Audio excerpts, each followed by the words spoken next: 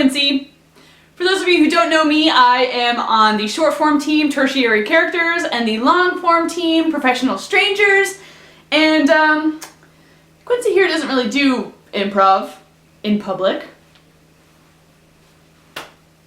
But I want to talk to you during my creative spotlight about one of my favorite hobbies, which is woodworking! No, I'm just kidding. I want to talk about crocheting things. And smashing the patriarchy will be in a different video. One of the things that is getting me through this quarantine, and I've been spending a lot of time and energy on, is a project that I have nicknamed the blanket I'll never finish. This is a blanket I have finished. Woo!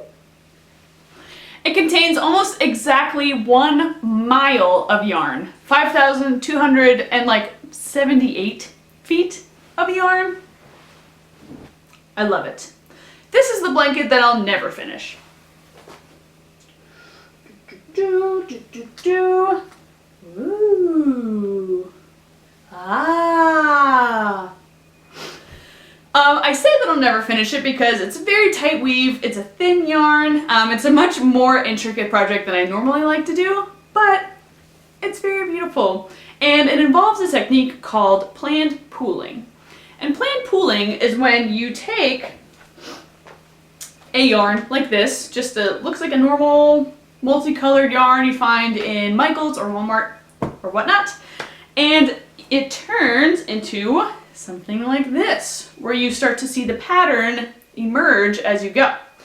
Planned pooling takes a lot of math, a lot of precision. If you use too much tension or not enough tension, you'll ruin it, and then you have to rip out all of the work that you just did, which is heartbreaking.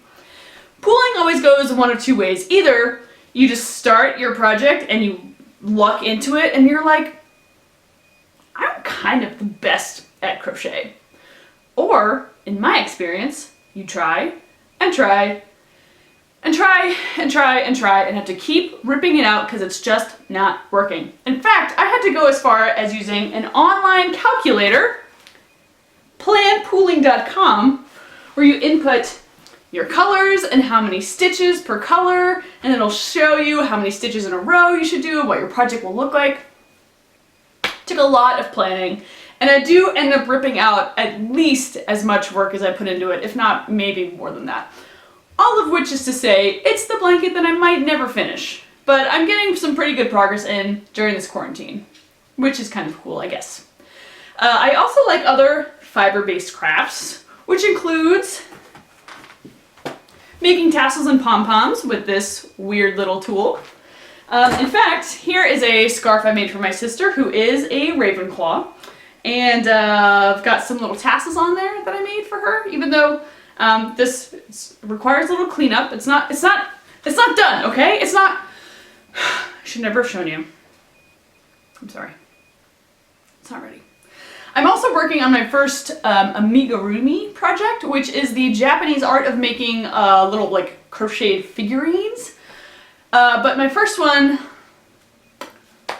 turned out a little more phallic than I meant for it to, so you won't see it in this video or anywhere.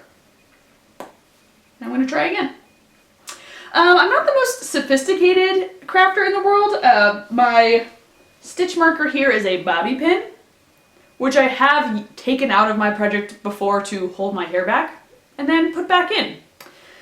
So you don't have to be the best at what you're going to do. You don't even have to be particularly good. You can start a project and have to rip out more of it than you make progress on, and it can still be something that's fulfilling and fun and something that you might never finish. And that's okay. So whatever your passion is, whether you're crocheting things, smashing the patriarchy, or something else, I hope you're staying safe. I hope you are staying creative. I love you, Catch family. I miss you like crazy, and I cannot wait to see you again in person and wrap a handmade, lovingly crocheted item around you in warmth.